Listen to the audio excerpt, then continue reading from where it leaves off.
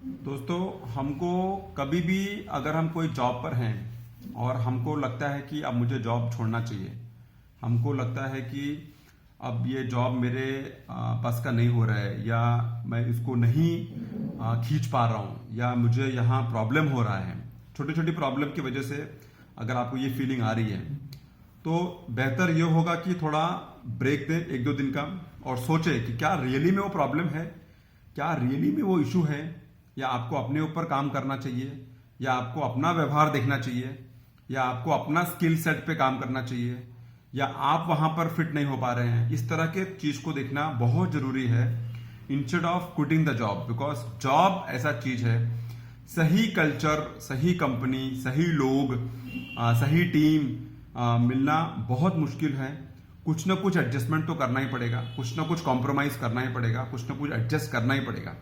सब कुछ आपको एक जैसा बहुत अच्छा नहीं मिलेगा, चाहे आप कितना भी जॉब ढूंढ लो। That is the fact of job market.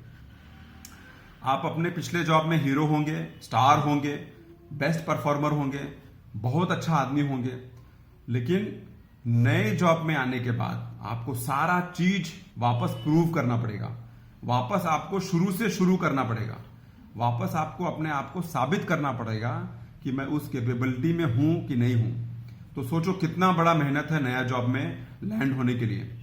पुराने जॉब में अगर आप सेट हो गए हैं 1 साल, 2 साल, 3 साल, तो एटलीस्ट आप इन आउट जानते हैं, एटलीस्ट आप उसका सारा ट्रिक्स ऑफ द ट्रेड जानते हैं, एटलीस्ट आपको मालूम है कि क्या करना है, क्या होगा, कैसे होगा, कहां पर पूछना है, कहां पर बात करना है, सब आपको मालूम है।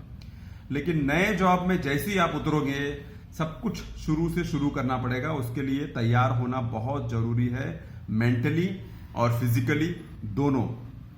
तो नए जॉब को में कूदने से अच्छा है कि अपना पुराना जॉब संभाल लें, पुराने जॉब को ठीक से वर्कआउट कर लें, पुराने जॉब को ठीक से समझ लें क्या है अंदर बाहर, और फिर अपना डिसीजन लें। बिकॉज रिजाइन करना और निकलना तो आसान हो जाता है, लेकिन नया जॉब मिलना, सही जगह मिलना, वापस क्या पता आप उसी भसड़ में वापस पहुंच जाओगे, ऐसा कोई कंपनी मिल जाएगा तो आप क्या करोगे।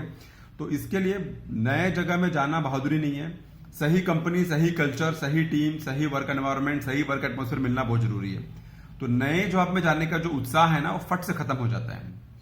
उसमें 3 हार्श ट्रूथ है नए जॉब का। आप सोच के चलो, आपको सारा चीज, सारा आपका पोजीशन, सारा आपका पर्सनालिटी, सारा आपका क्या बोलता है ऑरा, सब कुछ आपको शुरू से शुरू करना पड़ेगा।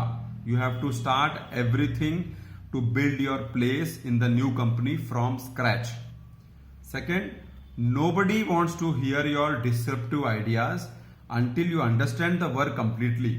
नए जगह पर अगर आप जाते ही होशियारी शुरू कर देगा कि मुझे ये मालूम है, मुझे ये मालूम है, अभी इसको चेंज कर देते हैं, इसमें फेर बदलाव कर देते हैं, इसमें तब्दीली कर देते हैं, इसमें ऐसा कर देते हैं, कोई भी आपका वहां नहीं सुनेगा। बिकॉज आप एक वहां नया बंदा है।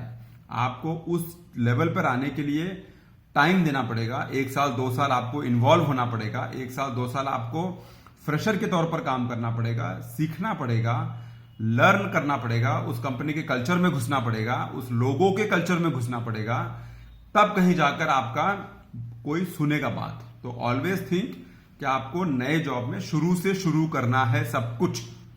नेक्स्ट, अगर आपको पुराने जॉब से 10 साल का भी एक्सपीरियंस है, 15 साल का भी एक्सपीरियंस है, फिर भी नए जॉब में आपको एक फ्रेशर की तरह शुरू करना पड़ेगा।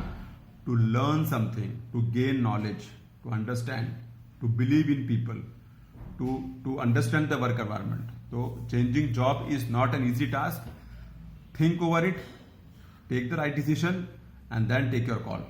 Thanks a lot for listening. See you soon in my next video.